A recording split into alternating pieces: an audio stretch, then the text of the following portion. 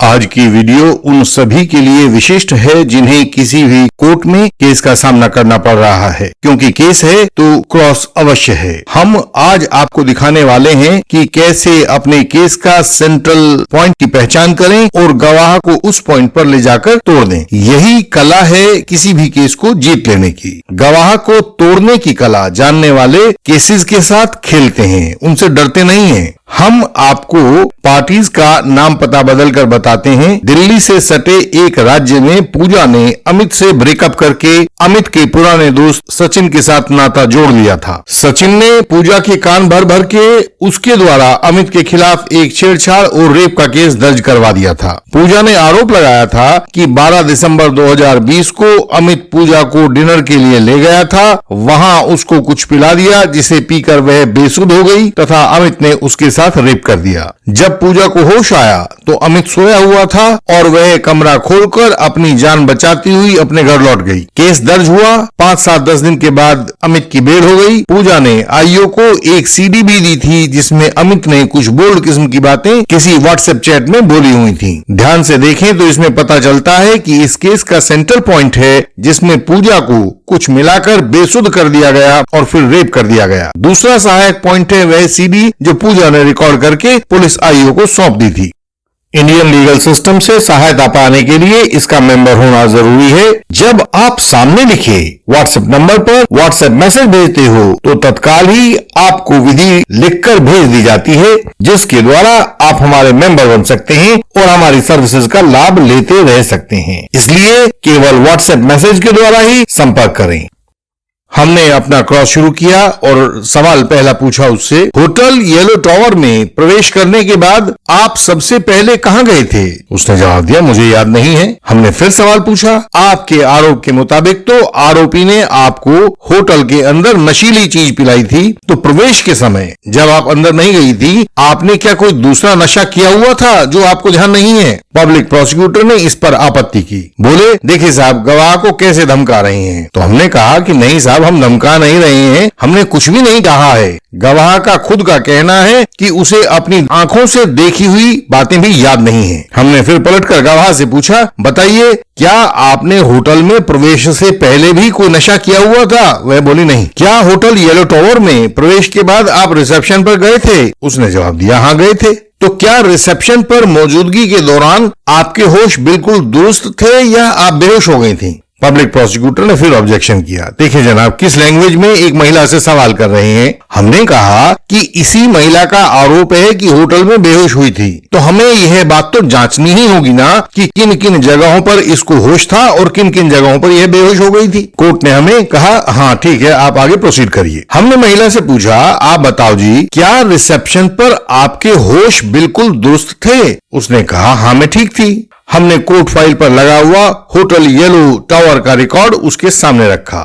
देखिए, मेरा कहना है कि होटल येलो टावर से हासिल किए गए रिकॉर्ड के मुताबिक आपने होटल के रिसेप्शन पर जाकर 2 दिन 2 रातों के लिए रूम मांगा था और यह भी कहा था कि रूम को फर्स्ट फ्लोर पर होना चाहिए। महिला गवाह को काटो तो खून नहीं था, उसकी चोरी पकड़ी जा चुकी थी, परंतु वह बहुत मक्कारी पूर्वक बोली, मैंने नहीं कहा था, अमित ने कहा था। हमने फिर सवाल दागा, लेकिन आपकी मौजूदगी में तो कहा था। वह बोली, हाँ, लेकिन मैंने उसको बहुत रोका था कि मुझे 2 दिन तक होटल में नहीं रुकना है। हमारे व्यूअर्स देखेंगे कि अचानक उस महिला ने अपना पैर हमारी बिछाई हुई एक कानूनी लैंडमाइन पर रख दिया था। हम लोग घंटों लगा देते हैं सवाल पूछते पूछते कि गवाह कब ऐसी गलती करे और धमाका हो जाए, लेकिन इस महिला ने तो डिफेंस काउंसिल की मन मांगी मुराद बहुत जल्दी से पूरी कर दी थी। अब हम उसको छोड़ देने के मूड में बिल्कुल नहीं थे। हमने जाल को कसना शुरू कर दिया। हमने पूछा, लेकिन क्या यह बात आपने पुलिस आईओ को बताई थी कि वह होटल में 2 दिन तक रुकना चाहता था और आप मना कर रही थी? हमने रिकॉर्ड को पहले ही देख लिया था, लेकिन वो मक्कार भी क्या वो मक्कारी को इतनी जल्दी से छोड़ दे? वह बोली, हमने आईओ को बता दिया था। हमने तत्काल उस गवाह को रिकॉर्ड के साथ कन्फ्रंट करवा दिया। बताइए कहां बताया था? और वह डिस्क्रेडिट हो गई। हमने उससे अगला सवाल पूछा, यदि आप होटल में रुकना नहीं चाहती थी तो आपने अपने आधार कार्ड की अपनी आईडी होटल में क्यों दी थी? वह बोली, वह आईडी तो आरोपी ने जबरदस्ती दे दी थी। हमने सवाल फिर पूछा, क्या आपने किसी बयान में पुलिस आईओ को यह बताया था कि होटल येलो टावर के कमरे में जाने से पहले आपने अपनी आईडी होटल में दी थी या अमित ने जबरदस्ती दे दी थी? वह फिर चालाकी करने लगी, बोली मुझे याद नहीं है। आप ध्यान देंगे कि झूठे गवाहों का सबसे बड़ा आड़ यही होती है कि मुझे याद नहीं है, लेकिन हम छोड़ने वाले नहीं थे। हमने पूछा, आपके रूम का फूड ऑर्डर नंबर 184 रात को 10:13 पर सर्व किया गया था, लेकिन इस फूड ऑर्डर में तो कोई भी नशीली चीज शामिल नहीं थी। आप बताएंगी कि फिर आपने वह नशीली चीज कब ली थी? उसने रुआंसा होकर कहा, उसने मुझे दी थी, कब का क्या मतलब है, मुझे बेहोशी आ गई थी। हमने सवालों को आगे बढ़ाया, क्या आपने अपने किसी बयान में पुलिस आईओ को यह बताया था कि आप होटल येलो टावर में शुरू से ही 2 दिन रुकने का कार्यक्रम बनाकर घर से आई थी? उसने कहा, नहीं, बताने की क्या जरूरत थी, वो तो इसने मुझे जबरदस्ती रोक लिया था, मैं तो रात को ही घर वापस जाना चाहती थी। हमने अगला सवाल पूछा, लेकिन आपने तो बयान दिया था कि आप रात को ही अपने घर वापस आ गई थी, क्या आपने झूठा बयान दिया था? उसने कहा, नहीं, मैं तो रात को ही अपने घर पर वापस आ गई थी। हमने उसको रिकॉर्ड फिर दिखाया। हमने कहा, पूछा उससे, तो वह कौन महिला थी जिसने होटल के चेकिंग आउट पर 2 दिन बाद में आपके नाम के दस्तखत किए थे? देखिए, क्या ये आपके ही दस्तखत हैं? और वह महिला गवाह बुरी तरह से झेंप चुकी थी, बोली मुझे याद नहीं है। आप लोग देखेंगे, यह स्पष्ट हो चुका था कि वह खुद की मर्जी से ही होटल में आरोपी के साथ 2 दिन तक रुकने का प्रोग्राम बनाकर आई थी और नशीली चीज पीकर बेहोश होने और रेप किए जाने की बात झूठी कही गई थी। इस केस में बहुत आश्चर्य की बात थी कि आईओ ने केस फाइल में पूजा के फोन नंबर्स तो दिए थे, लेकिन उनका